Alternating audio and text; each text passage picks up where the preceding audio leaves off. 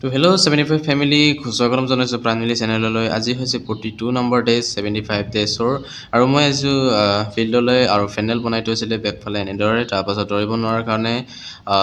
আমি ক্ৰিকেট খেলিম তাৰপাছতে এতিয়া ক'বলৈ গ'লে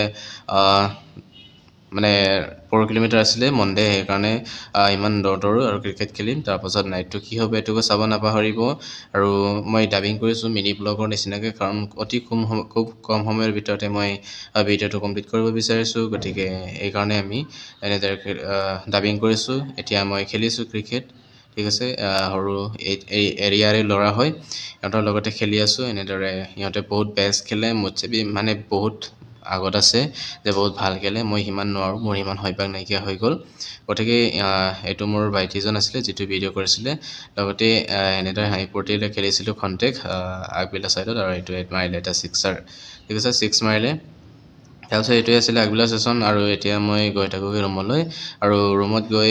অলপ ৰেষ্ট লোৱাৰ পাছত ভাত পানী খাই শুই লওঁ কণ্টেক্ট তাৰপাছত পঢ়াও আছে লগতে এইটো হ'ব আগবেলাৰ ছেশ্যন আৰু লগ পাইছোঁ পাছবেলাৰ ৰাতি কি হ'ব চাওঁ পাছবেলা ৰাতি বুলি ক'বলৈ গ'লে মই ফিল্ডলৈ নগ'লোঁ লেগ ৱৰ্কআউট কৰিম বুলি মই ডাম্বেলটো উঠালোঁ আৰু এনেদৰে লেগ ৱৰ্কআউট কৰিব ষ্টাৰ্ট কৰিলোঁ স্কোৱাড জাম্প বিভিন্ন ধৰণৰ ক্লিপছ দেখাব চেষ্টা কৰিছোঁ আৰু প্ৰেক্টিছ কৰিব চেষ্টা কৰিলোঁ বহুত ভৰি বিষায় এনেদৰে ৱৰ্কআউট এইটো অভ্যাসটো নাছিলে হ'লেও কৰিব চেষ্টা কৰিছোঁ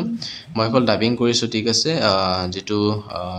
মানে হে গাইজ হেল্ল' গাইজ বুলি কৈ থাকিবলৈ মন নাছিলে আৰু এনেদৰে কৈ থাকিবলৈ বেয়া লাগে যে হে গাইজ মই এইটো কৰিছোঁ বুলি কোৱাত চেবি আৰু মই ঠিক এনেদৰে এতিয়া বহুতো স্কোৱাড জাম্প বা লেগ ৱৰ্কআউট কৰি আছোঁ ঠিক তেনেদৰে এনেকৈ কৰিছোঁ তাৰপাছত আপোনালোকে এইটো এক্সাৰচাইজ কৰি পাইছেনে নাই কমেণ্ট কৰি জনাব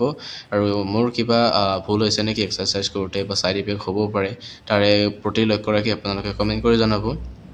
ঠিক আছে কি বা ভুল হৈছে কি বা শুদ্ধ হৈছে আৰু এইটোৱে আছিলে আজিৰ